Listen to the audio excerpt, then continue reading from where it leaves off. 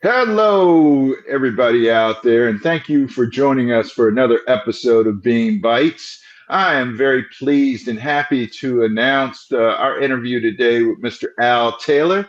He is the jack of all trades and master of many, and he's also the latest board member we have on our Beam Education board.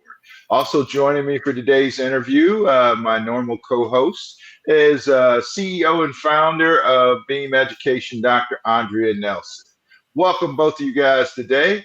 Al, we were talking a little bit before we started, and you were giving us a little synopsis of the many credits and things that you've done over your life. So, if you would kind of recap for our folks joining us, how you are a jack of many trades and master of many is what I put in the description. So go ahead and start from there for us if you All right. Well, trying to run a business of your own is something you have to really have confidence in yourself in doing. If you are going to try it and just think it's something that's going to happen overnight, you're actually wasting your time. It takes a lot of time to get it there. Uh, People that own businesses, they don't just get it by just staying in bed till noon and then getting up and it just happens. You have to get up every morning with a purpose, just as if you work for somebody else. You have to set the clock just the same way. And and if you don't do that, you're not going to make it. You can't just hope and pray that it's going to work out for you. You got to actually experience alone is just not enough. You have to get up and you have to push yourself every day as if somebody else is pushing you. Al, tell us a few of the businesses that you have been involved in. What's some of the business experience that you've had? Well, I started out a subcontracting business after running a print shop for 16 years and did a lot of studying right off the bat and watched other people how they did it and turned out to work out for me pretty good. I didn't have any problem at all. Just uh, walked right into the business, construction business, like I've done it for years and made a living at it for 10 years. Decided it was something I wanted to, back out of. It was great for the 10 years, but I like to move around. So I went into the petroleum business after that and learned a lot about that. Was a gas well technician for about 4.5 years and would have probably stayed at that for a while, except they sold the company. So I had to move on to a different trade. And then I went back to working for myself again, starting a DJ business, Texas Entertainment, which worked out for me great for almost 20 years. It's just you get older and you don't like the atmosphere as much. The wild atmosphere is a little too much for me, so I had to calm it down. But now I have At One Motorsports, which is working out fine. Everything's working good on it. Uh, Stay real busy. It's not a, it's working for yourself. It's not something you just get up, work the 9 to 5. It's all the time, but the payout is Dr. and it's good. Dr. Nelson, as you adjust your camera down for us for a little bit, when we were looking for board members for Beam Education, Al was one of the first names that we discussed in potential board members. So, why don't you share with us some of the reasons why you thought Al Taylor would be a good board member candidate for Beam Education and ask him a few questions there for us? Well, our vision statement is 21st century learning for the 21st century scholar. And anytime you have a conversation with Mr. Taylor tends to be an out of the box thinker. So he doesn't think like the average Joe Blow walking around. He always can think or add a different spin or perspective. And one thing about Beam Micro School Academy is the fact that, and Beam Education is, we're looking for 21st century solutions. Because we are, a lot of people don't realize it, but we're a quarter century into the 21st century. However, you wouldn't believe it in some of the aspects as it relates to education. So that is why Al was asked to interview for to be one of the board of director members for Beam Education. So One of the questions that I have for Mr. Taylor, because he was talking about education and he was specifically talking about um, the resilience that you have to have, the discipline that you have to have as a leader, and the owner of a business. I want him to talk a little bit more why the possibility of the discipline, the resilience, the grit, all of those skill set, those soft skill sets that he was talking about or alluding to become so important for our children of today as they get ready to inherit what we're giving them in the 21st century. Right. Well, the speed of life right now is at a fast pace. It's technology moves in 3 years where it used to be 10 to 15 years. So knowing so much at one time is a must. And the normal education that we're getting in schools now is such a slow pace that's why it's obvious why the record shows that percentage rating is lower than it should be for the state of Texas, especially. Uh, I forget what the ranking is, but it's way low. It's not good on the reading aspect, especially. But you have to you have to do more as a whole instead of just trying to do it as one person. You're going to have to involve everybody. It takes a village, to run a something like a school, especially because the time it takes to do it, you can't do it. One person can't do it, and it's the same way in trying to run your own business. It doesn't. It's not just you that does it. It takes a group of people. It takes your family. It takes outside customers' help when they talk to other people, and like children need to learn. What I see now is they can't put more than one thought together at one time. If you start talking to about one conversation, in the middle of the conversation, they're off to something else halfway through the conversation. And so that's why I see where education needs to change to me because it's too much separation from the teacher to the student for them to learn. There's too many students in the classroom, so they're not going to learn as much that way. Does that make sense? What you're saying? Oh, it makes a lot of sense. You think about the fact that there's so much that we can do around technology. There's many Right, different ways that we can communicate and talk to each other. And so when you think about how education is set up in the traditional sense, that it really looks like when I was in school, which I won't tell you how many years ago that was when I was in right. elementary school, Yeah, but it long looks the time. same. The only difference is they put some technology in the rooms now. Right. It's lack of So, communication. right. And so when you think about what kids are getting ready to inherit, it becomes necessary that we even think about the courses on how we teach, what courses we Right. teach. Are they applicable to what kids are going to see in the real world? What they do when they leave school and they're at home with their Right. families? Time management. Time management is really important on that too, as well. All of Yeah. those Hey, different things. I got a question for both of you guys. Currently, now in the Texas state legislature, they have a bill up to ban cell phones in schools. What are both of your opinions on them thinking about banning cell phones in school? I agree. I totally agree. Other than there still should be some kind of alert system a child should have, other than just a cell phone. Something alert there's a problem at the school that could be easily solved. Other than a cell phone. Other than that, why do they need a cell phone in school? Well, Well, I might, I Dr. might, Nelson, go. I might beg to differ with you just a little on Right. that Right. because I'm gonna hold my cell phone up right here. Gotcha. Because when I think about how powerful a smartphone is, Right. not only does it allow us to talk to each other on the phone, but it allows us to communicate. It allows us to look up words we don't know. It allows us to look concepts and skills we don't know. So I think that we're missing out on, and because I hear them say, well, the school day should be dedicated to educating. If I teach this in the right way, it can be Right. used to teach. And so therefore it's no different than putting a laptop in front of a Yeah, I child. can understand that aspect. I see that. As long as it's used that way, that's totally Right. But what agreeable. I think we And left it is a out, protection tool. The camera is a protection tool as well. right.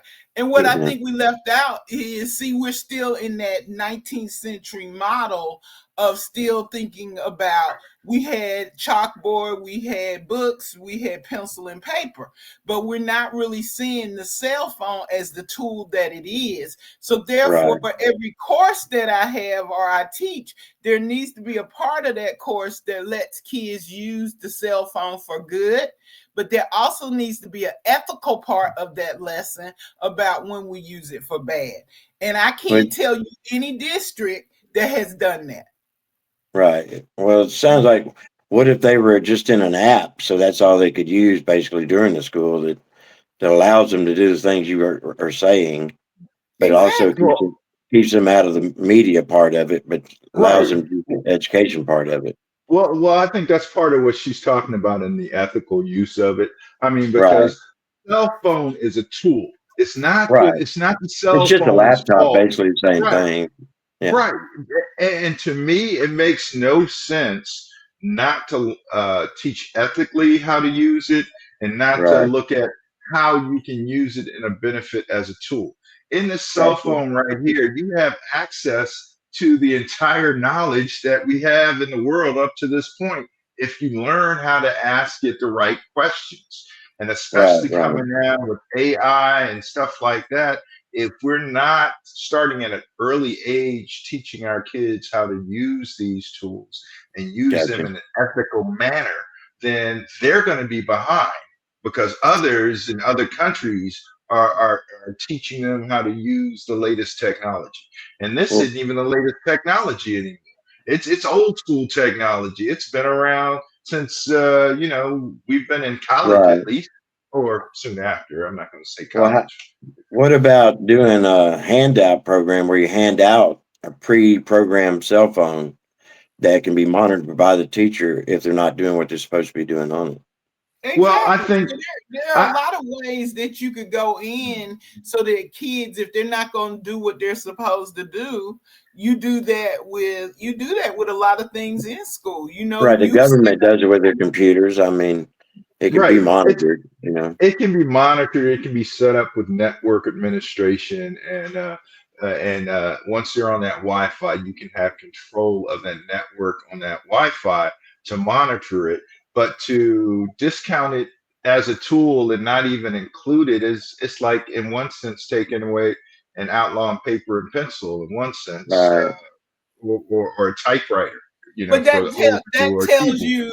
that tells you exactly where we are in thinking of ourselves in the 21st century, Right. because we don't see it as an educational tool. We're Right. still, many of the people who are making laws and rules around, that's why the laws around technology are so behind, because we're still, the people who are making the laws and the rules around the technology are not seeing it as a 21st century. Right. Basically, a handheld computer is what it is. Right. And so Yeah, when you think about even children, I would love to see what children would do with this.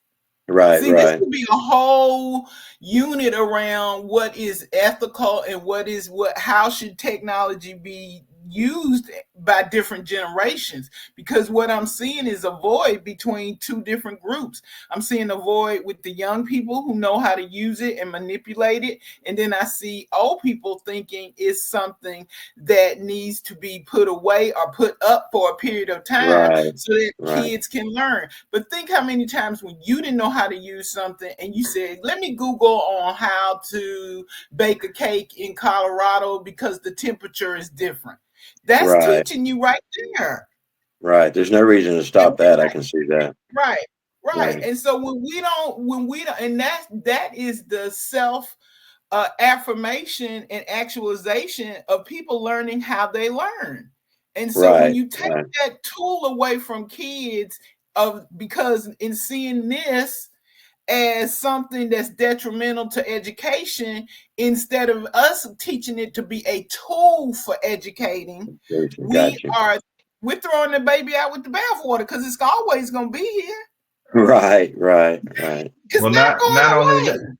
Not only that, it's evolving and morphing into AI and other tools that are running on all types of computers now, whether they're cell phones, tablets, or desktop computers.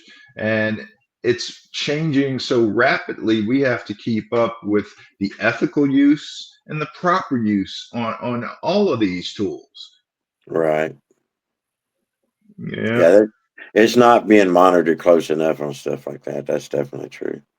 And I think the other thing too is a partnership with the parents, the students, and the community on proper use and what's expected and what the ramifications are if they're not being properly used. And, Right. you know, the community, the learning community needs to be on the same page with that so we're not in conflict with that. And then, like you said, the other thing is threat notifications nowadays with Right. all the stuff going on in our communities, whether they be school shootings or natural disasters or anything else like that. I think that's the Right. other important reason why we need that as well. Right. Yeah. But Al, just give us some background. What was your experience in coming up as a student? What were the qualities that you picked up from your schooling and from your parents to make you an independent thinker and entrepreneur that you are? Well, in that aspect, I would say just following in some of my brothers and sisters' footsteps. That's pretty much how they live. They were all entrepreneurs themselves, uh, doing anything they can to, get a leg up and help anybody else out when they do it.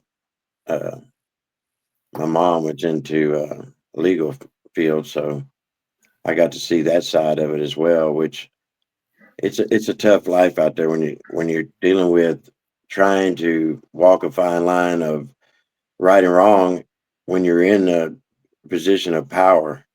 It's it's just a lot of pressure on somebody. I noticed watching it through the years. But as far as me, I think I learned more from failure than I did from you know winning every time. It seems like failure sometimes makes you stronger when you're especially when you're trying to do something for yourself. You got to believe in yourself. That's the main thing.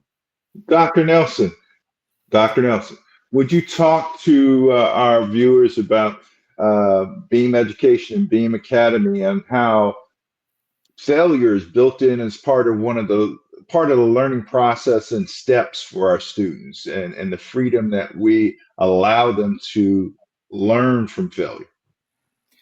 Um, so one of the things that we're looking at when we look at the programming that we have at Beam Micro School is we're specifically looking at letting kids understand through conferencing and coaching that it's okay to make mistakes and that it's the problem solving that you go through when you make a mistake to take you to the other side. So Right. that is going to be done through a lot of through the project-based learning that they're doing on Mondays through Thursday. We have a 2-hour session called the PEP Cube, which is prep, probe, and propel. And so during that period of time, that's 2 hours that's not set up like a traditional school day that is devoted specifically to that student. So that that teacher, that facilitator, because we call them facilitators, they can actually coach kids and conference with kids and set goals with kids so that they're in that modality of everything that we talked about, from resilience to grit to if I fail, if I get something back from the teacher and it's been scored on a rubric, and instead of it me being at mastery level, I find out that I'm at novice level, which is at the beginning level. But at the beginning level, I can actually see what behaviors do I need to do differently so that I can be successful. And that's what a lot of kids are missing. They get that piece of paper back, they see all those X's on the paper, and they're not able to understand, because if you don't give them explicit feedback to change that behavior or to really master that concept, they can't do it. So that is built into our program, that it's okay for kids to fail, but through that failure, we will turn it around to success. Right. The little things that are ones that matter. It's all the little things that make the big things happen. And then when you forget about the little things, is that you just lose sight of where you are. You just start thinking strictly big picture, and you forget about all what really matters. Yeah, exactly, exactly. So, Al, you said you grew up in a family with how many brothers and sisters? 7. Seven. Yeah, And one I found out about later, but yeah, 6 total, but at all times, one time, a lot, okay, okay. And a Dr. lot. Nelson, speak to how uh, Beam Academy addresses families with multiple students, and a little bit about what the projected cost is for one student or a family with multiple students for the Well, tuition. the tuition is based on, one child, which is $10,000 for your payment out of pocket, and $10,000 from the vouchers if they should pass. If they don't pass, then of course the tuition would be 20,000. But what would happen with that tuition? There's a percentage taken off of every level of how many children you have on campus. So I think the number runs between 10 and 15% for every student that you have enrolled as multiple students in a family enrolled. And talk a little bit for us, since we have the slide up, on what the steps are for enrollment for parents that are interested in enrolling their child in Beam Micro School Academy. So if a family wants to enroll one child or two children in B.E.A.M Micro School Academy, the first thing is to attend a welcome event.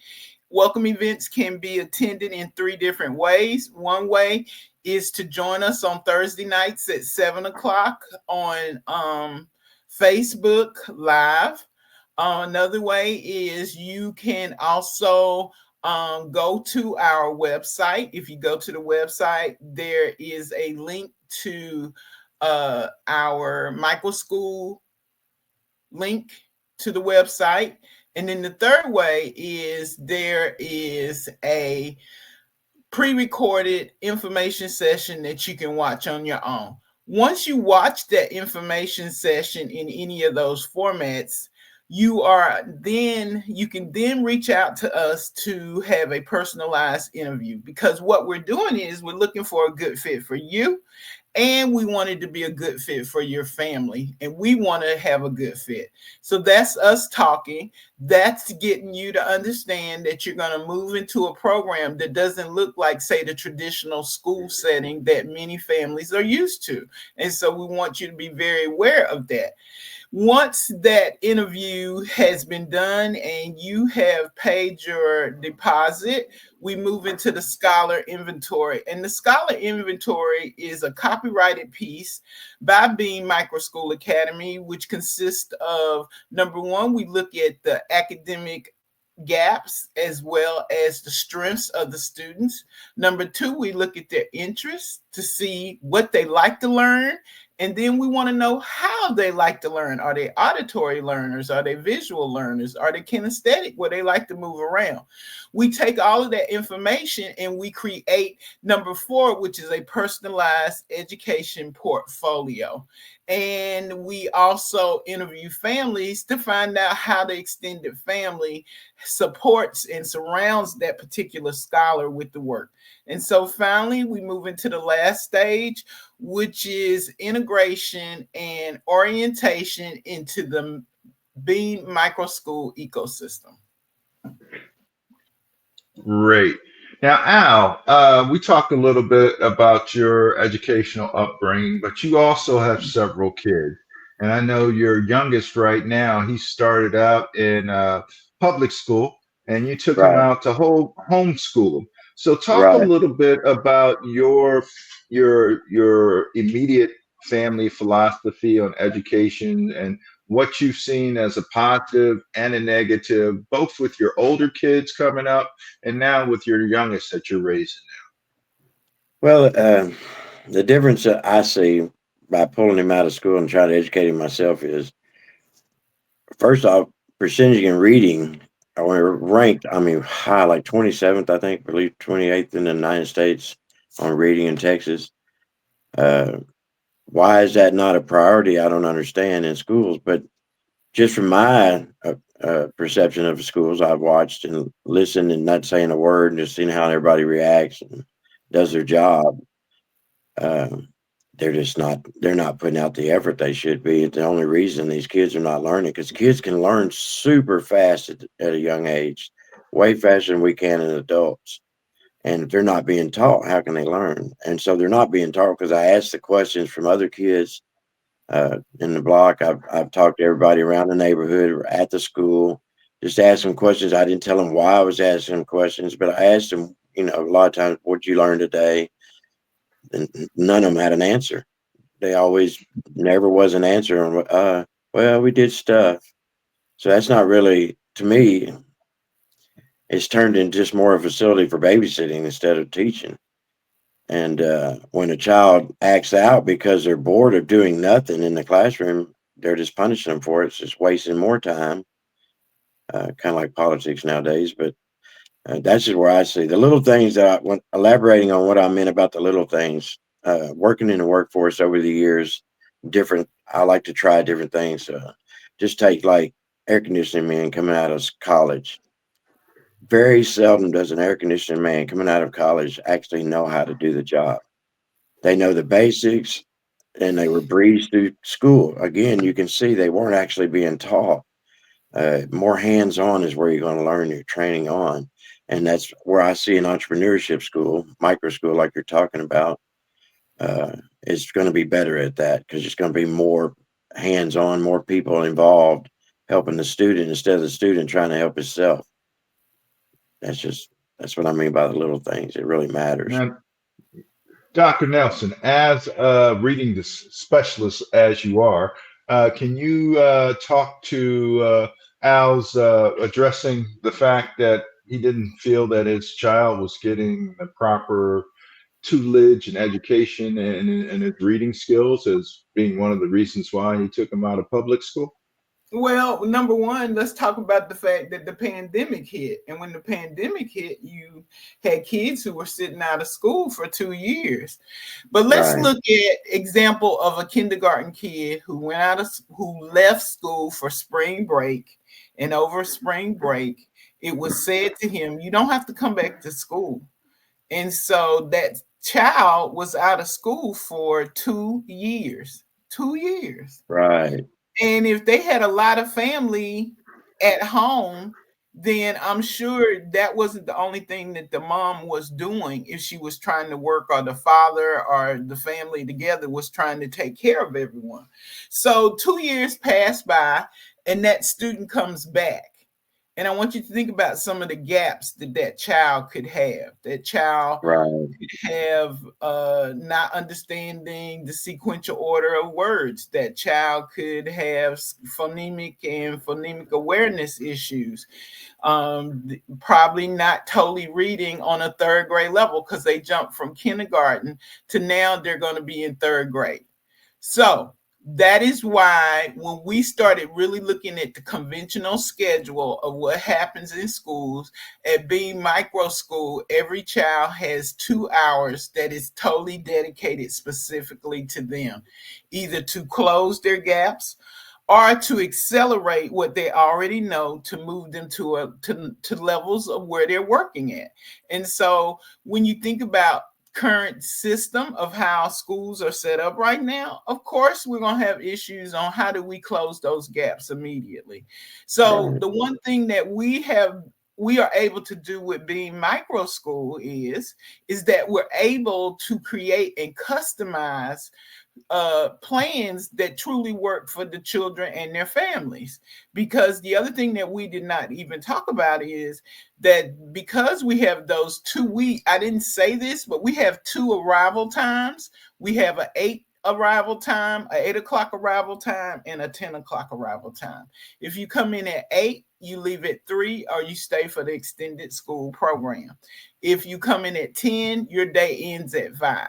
Now, with that, because we have just lowered how kids come in and the number of students that are coming in, what that allows us to do is that allows us to have that 2 hour prep, PQ, prep, probe, and propel. So we're able to work on, if children are not reading on grade level, we can work on the isolated skills and concepts they need in reading, but we also can accelerate them on what they're doing well. They might be really accelerating in math. So more time is devoted toward now, because that's their strength, we can work on math. But what I really want people to totally think about is that a lot of times we get caught up in focusing on what children weaknesses are and not celebrating with them their strengths. So we have to do both. We have to let them know where their weaknesses are, because that's what we'll have to do the rest of our lives, is learn how to set goals around what we're not doing so well. But then we have to celebrate what children are successful at doing, and really bring that up, because that's what builds their confidence. That's what creates the joy in children. Right. Right. That's And that, Al, the other thing I wanted to talk about too is one of the things that we both enjoy is using the technology of the Oculus. And that's right. one of the learning tools that we want to incorporate into Beam, not only to be able to take them on tours and explore history in faraway lands, but also that device and tool can be used for a simulator for several different things. So, Right. what are some of the ways that you've used the Oculus with your son for his homeschooling that you have seen has been a benefit to his learning? Well, just traveling the world for one and seeing different cultures and how they do their way of life in different places. That you can see there's a simpler way and there's a harder way. You can do it. You know, you learn a lot from that. You learn how to think about a lot more different when you look at something. You look at it totally different. You don't look at it the same. Back to like what Andre was saying about scheduling the schedule to the child. That's back to the little things. The little changes are what makes the child progress better. And that's what builds confidence as well. Like you said, when she says, when you do harp on the things that they do well, it makes the other little things that they're having a hard time with start being easier, because the stress is lifted on the back of their mind, that they know they're still a positive person, not a negative person, by the way you talk to them and address the child in class. Where, in my experience, the regular school attacks a child's uh, thinking when they make a slightest mistake, instead of just working with them, not pinpoint their mistakes, but pinpoint their achievements more, like you were saying earlier. It's the little things. And changing schedules means a lot to some children. That's all they need, is that few more minutes to wake up, or or just be able to get out of the house different, because they're like a big family. There may be a reason why parents are running late at that time of the morning. Definitely. That happens to a lot of parents, just trying to schedule all that together. Now, do you think your son is a early morning learner or a later in the morning or later in the afternoon learner? I think he likes to get up real early. He's gotten where he likes to get up real early and does it now. So he works before anybody's up a lot in the mornings and does it himself. One thing I noticed from working with him at home, when I first started ordering the books for his grade, he wasn't up to that level at all. And then now it's a breeze for him. He just does the work on his own, and he never has hardly any mistakes. He does it really well. I mean, he just picked it up as fast. Like I say, young children learn faster than we do. He picked it up fast, and he's digging in really good. There's going to be times when he has to have a lot of help, but that's a new project or something we're starting new. But everything, the basics, he's already got it down. He just breezes right through the books. Instead of doing pages now, he's doing books. So he's Excellent, picked up excellent. he's picked up the paces a lot. And how old is your youngest? 11. Okay. Dr. Nelson, can you speak to our audience what age group we're looking to bring in children to educate and how the grouping is set up differently than it is from a conventional school? Can I ask for one small thing? Sure. Could you bring up the presentation slide, the presentation, the information session deck Yes, for go ahead and start so talking as you're doing talking that, to I'll that, and talk I'll pull about it. that up. Okay. So we have really decided that grade levels might not be the best way for us to really support the needs of children, because you think about when we put children in a grade, we're putting them in a grade, especially in the lower grades, based on an age and not specifically on their skill set, their weaknesses and their strengths, or even their interests. So what we've done is instead we're taking away the grade levels, and what we're doing is we have a lower school and an upper school. And so that upper school consists of children who are 8, 9, and 10. And the lower school consists of children who are ages 5, 6, and 7. So it's a multi-age programming. So I'm sure you're going like, why multi-age programming? Multi-age programming, the research will show you that when children are engaged in multi-age programming, the learning is accelerated. Why is the learning accelerated? The learning is accelerated because children have the opportunity to see different that concept being used in different ways. So let's say I was working on addition. And let's say that in 5-year olders, they're just learning how to decompose and compose and put numbers together. But as they watch a first grade, as they watch somebody who is 6 and 7 use numbers, they use numbers totally different. And so, therefore, that multi-age leveling, can you go to keep slide, move, next slide, next slide. One more.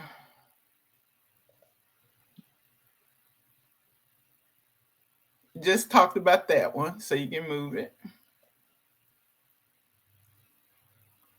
So, lower school grouping consists of ages 5 to 7. Our 5-year olders are called our innovators because we want them to keep that curiosity. We want them to keep that creativity. So, whatever we present to them, we're going to make sure that it is fun, it is exciting, and it builds their curiosity and their creativity.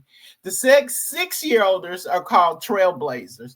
And the trailblazers, they keep that curiosity going, but now we're taking them down different paths so that they have that support they need, but they also had the opportunity to see things in different perspectives.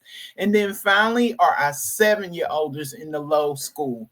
And they are the students who take all of that they had, that creativity, that curiosity, that thinking from more than one perspective, and now it's all bundled into one thing so that that 7-year-older is taking all of the skills and the concepts that they're learning, and they're able to look at it and use it from a lot of different viewpoints. So that would be the lower school. Let's talk a little bit about the upper school.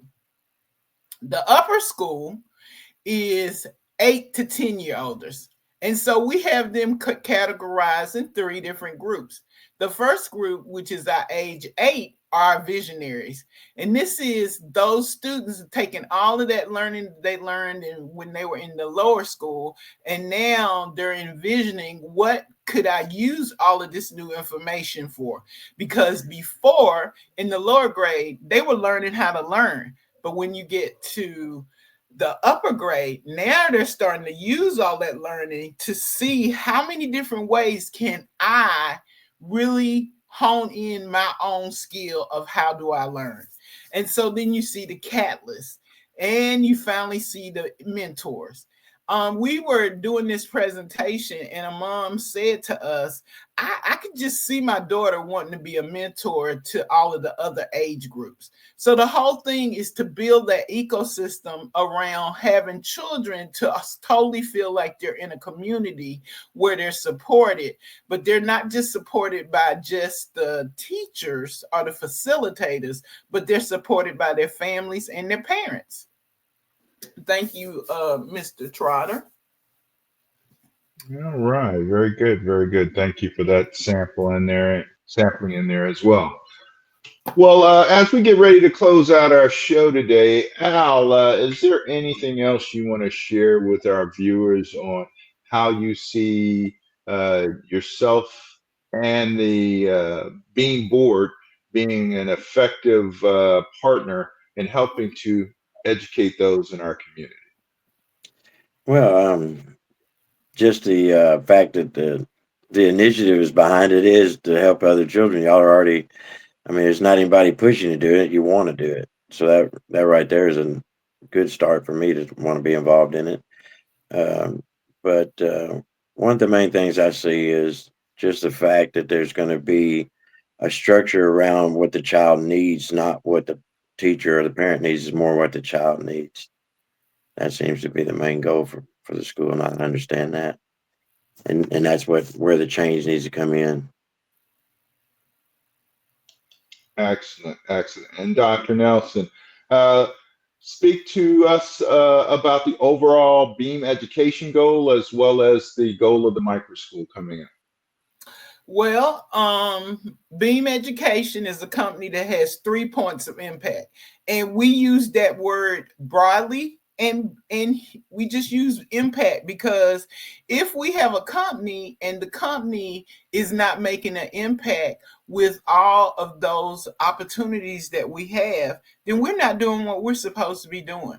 So B.E.A.M Education has 3 points of impact. And so those points of impact are B.E.A.M Institute, which is we provide services to school districts, to companies, as well as nonprofit organizations around training related to the change process, by implicit biases, executive coaching for principals and their leadership teams on campuses. Our second point of impact is B.E.A.M Academy Micro School, and you heard us talk a lot about that school, which is our main priority right now, as we have 5 months before the school opens. And so that will be our flagship school where individuals can come and see a lot of the research-based concepts that we will be implementing. And finally, our third point of impact is B.E.A.M Lanyap. And Lanyap is a French word for extra. And so those are our different programming, such as our entrepreneurial pitch competitions that we have, our entrepreneurial kids camp that we do.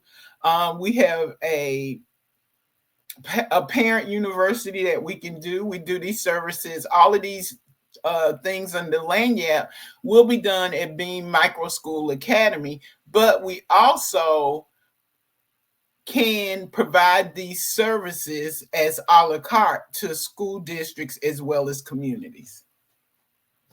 Excellent, excellent. And what is the best way for our viewers to get in contact uh, with Beam Education or Beam Academy to learn more and register? I think the best place to go is to the website. If you go to our website, you will see the numbers that you can call, as well as you can become on our mailing list for our monthly newsletter. And you can say that you want information by typing in info@beameducation.org. And will you talk a little bit to our viewers about our 5013C nonprofit status and how that can benefit the school, their students, our community, and their taxable income? We would love for you to give us a donation towards changing education so that there is a 21st model for others to see. And so because of that, we are a 501c, and you can donate through us through Zelle. You can donate through a check, any way, any form that you would like to, you can. And that is also can be found within our and on our website. Very good, very good. We invite you to also join us on Facebook. We're on Facebook at B.E.A.M Education, B period, E period, A period, M period Education, and we're also on there as B.E.A.M Academy as well. Well, guys, thank you so much for joining us today. I do appreciate it. Just remember that you can contact us directly at Beam, information at beameducation.org. If you have any questions, you can email us there. Also, you can go to the beameducation.org website as well. So with that said, and with that in mind, thank you again for joining us today. Any final words from either one of you guys before we sign off today? Yeah, join B.E.A.M Education. Hey, there you go. Dr. Nelson, that's a tough act to follow. What are I your can't final say words? anything. He said it all. Join Very me, good. join the movement. Join the movement, guys. And until next week, thank you for joining us, and we will talk to you soon. So Take care. until then, have a